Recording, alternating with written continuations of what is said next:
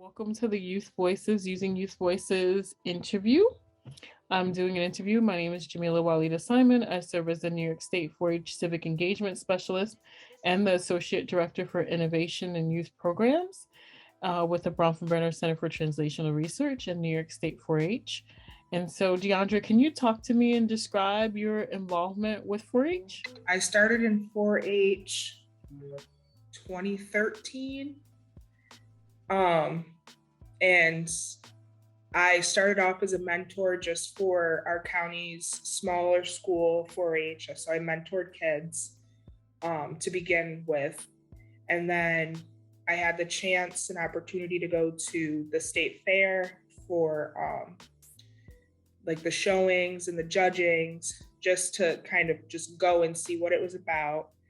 And then I participated in STAR, and that for me, I actually got a scholarship, and I wouldn't have been able to go any of the years while I was in high school unless I had those scholarships. So I was really, really happy about that. And then I ended up becoming a part of the committee for STAR the last 2 years of high school, I think. It's been so long.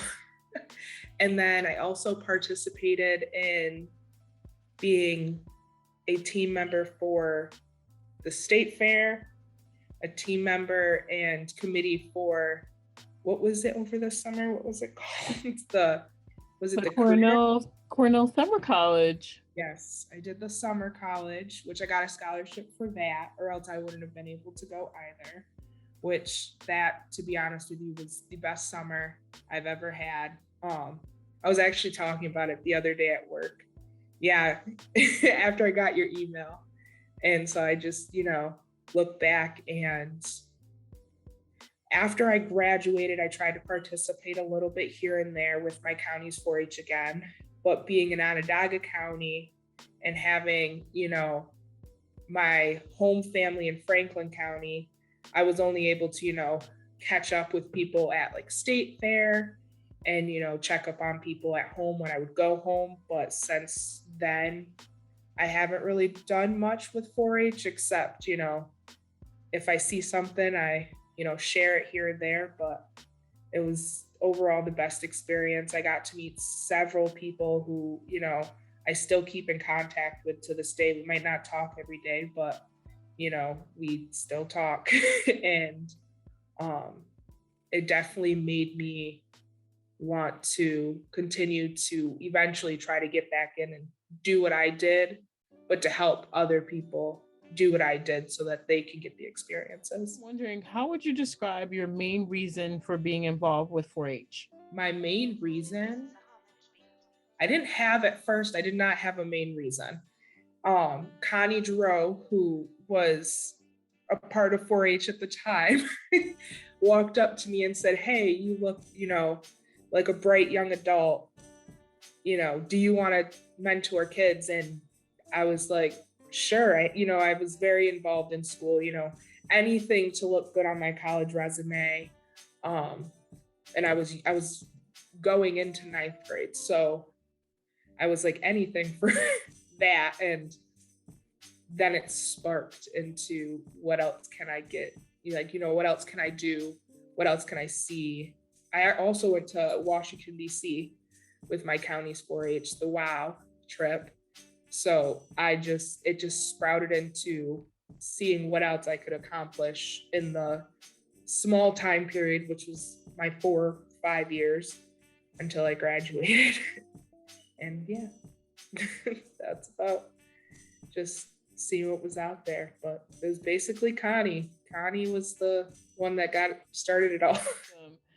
Tell me about what is the best thing that happened to you as a part of your involvement in 4-H? Like, what was the thing that you liked the best? So there's two different things, because there were two different aspects of 4-H that I was involved in. It was more of like going to the events and getting to know people from all over New York State and seeing different stories, because we were all different. Like, we were border of Canada, middle of nowhere, and then we had other individuals that were New York City and never been to like, anywhere outside of that area. And that was awesome because I grew up in Syracuse and then I moved up there. So I got to see a little bit of a difference, but meeting them, talking to people, and just enjoying that time we spent together. So that aspect of things is getting to know people that aren't the same as I am.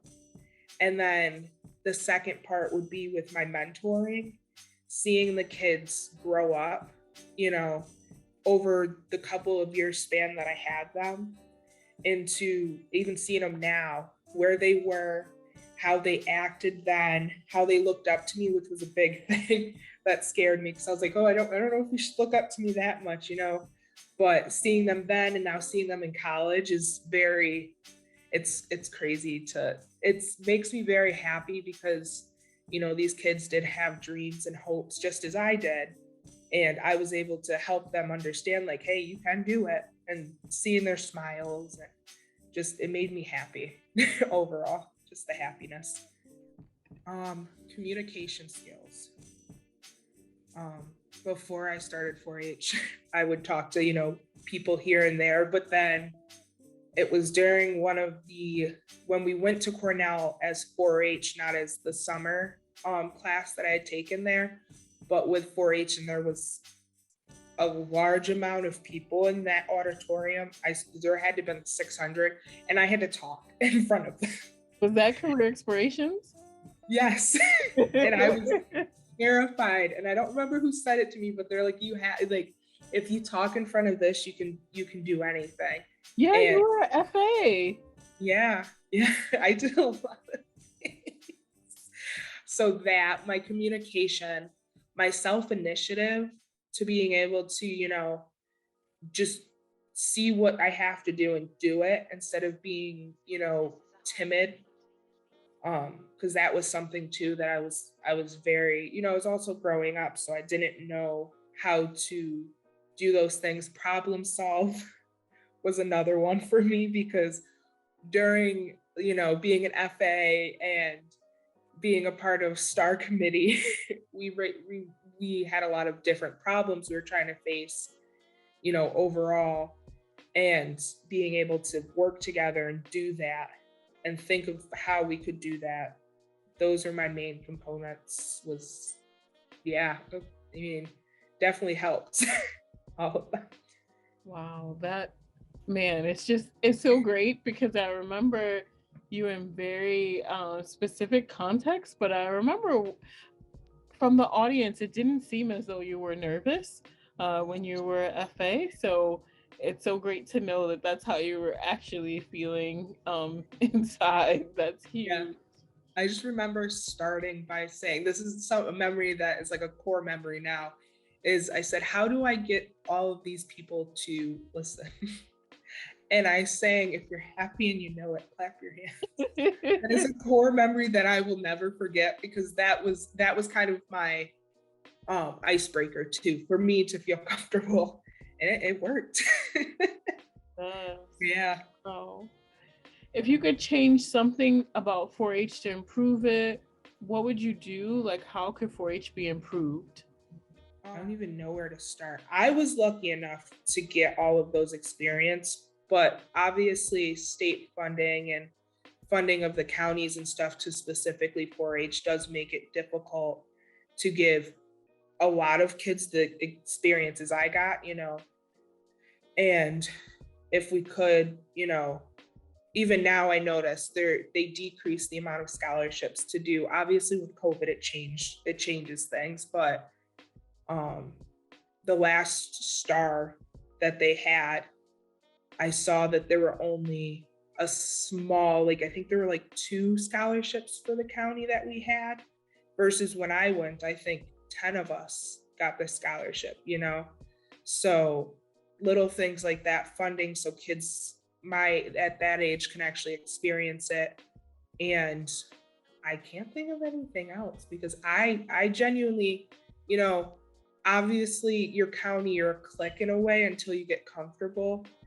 But I never felt any way specifically that we would change. which probably isn't the best answer, but you know, I can't think of anything else. No, your answer is the best answer because it comes from you. So absolutely.